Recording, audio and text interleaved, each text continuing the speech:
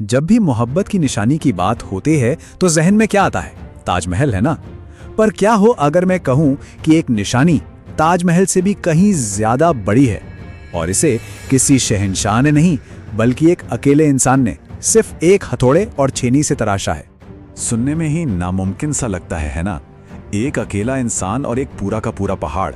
पर यह कोई कहानी नहीं है, ये हकीकत है। एक ऐसी जिद की जिसने नामुमकिन को मुमकिन करके दिखा दिया। तो चलिए जरा फर्क देखते हैं।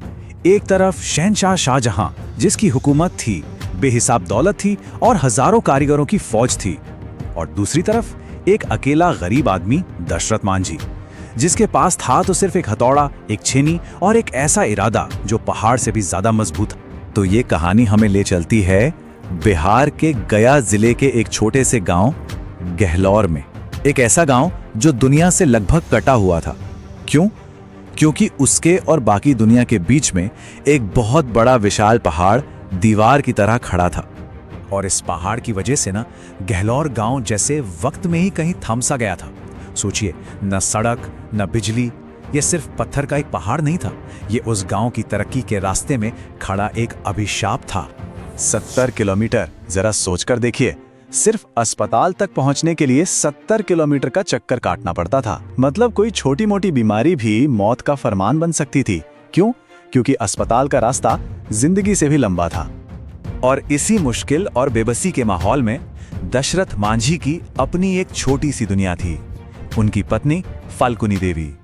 वो उनसे बेइंतहा मोहब्बत करते थे, लेकिन शायद उस पहाड़ को उनकी ये मोहब्बत रास नहीं आई। एक दिन एक बिल्कुल आम सी दोपहर थी।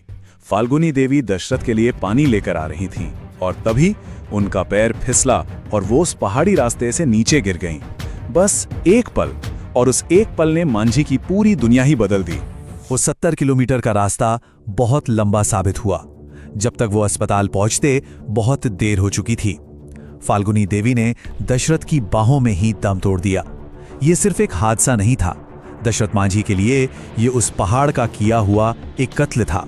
और यहीं से गम ने एक ऐसी जिद को जन्म दिया जिसने इतिहास लिख दिया। अब देखिए, पत्नी को खोने का दुख किसी को भी तोड़ सकता है, पर दशरथ मांझी के अंदर इस गम ने एक आग जला दी। एक ऐसी आग जिसने एक ऐतिहासिक फैसले को जन्म दिया। एक ऐसी जिद जो एक दो दिन या महीने नहीं बल्कि पूरे 22 साल तक चली। तो अपने गम को ताकत बनाकर दशरथ ने हथौड़ा और छेनी उठाई और अकेले ही उस पहाड़ पर वार करना शुरू कर दिया। जाहिर है गांव वालों ने उन्हें पागल कहा, उनका मजाक उड़ाया। भला कोई सोच भी कैसे सकता था कि एक अकेला आदमी एक पूरे पहाड़ को चुनौती देने चला है। अपनी इस लड़ाई में वो बिल्कुल अकेले थे।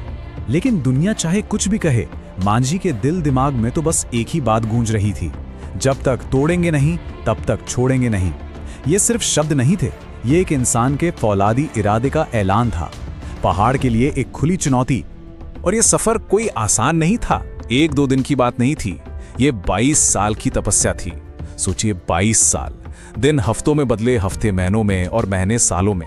सूखा पड़ा, भुखमरी आई, चोटें लगी, पर एक चीज नहीं रुकी, और वो था मांझी का हथौड़ा। और फिर 22 साल के उस लंबे मुश्किल इंतजार के बाद आखिरकार वो दिन आ ही गया, जब एक इंसान की जिद ने सदियों से खड़े उस पहाड़ का गुरूर चकनाचूर कर दिया। ये देखिए, यही है दशरथ मांझी की जीत। उन्होंने सिर्फ पत्थर नहीं तोड़े, उन्होंने गहलौर गांव की तकदीर बदल दी। जो सफर पहले 70 किलोमीटर का था, अब वो सिर्फ 1 किलोमीटर का रह गया। जहां घंटे लगते थे, अब वहां मिनटों में पहुंचा जा सकता था। 360 फीट, ये सिर्फ एक नंबर नहीं है, ये उस अकेले इंसान के हौसले की लंबाई है जिसे नापने में उसे 22 साल लग गए। सिर्फ लंबाई ही नहीं, सड़क की चौड़ाई थी 30 फीट और ऊंचाई 25 फीट। मतलब उन्होंने सच में पहाड़ का सीना चीर कर रास्ता बना दिया था, ताकि जो उनकी पत्नी के साथ हुआ वो फिर कभी किसी और के साथ न हो। आज दशरथ मांझी हमारे बीच नहीं है, लेकिन वो अपने पीछे एक ऐसी कहानी, एक ऐसी विरासत छोड़ गए हैं जो आने वाली ना जाने कितनी पीढ़ियों को ये सिखाएगी कि इंसान का हौसला क्या नहीं कर सकता। याद है हमने शुरुआत में ताजमहल की बात की थी, वो मोहब्बत की एक खूबसूरत याद है।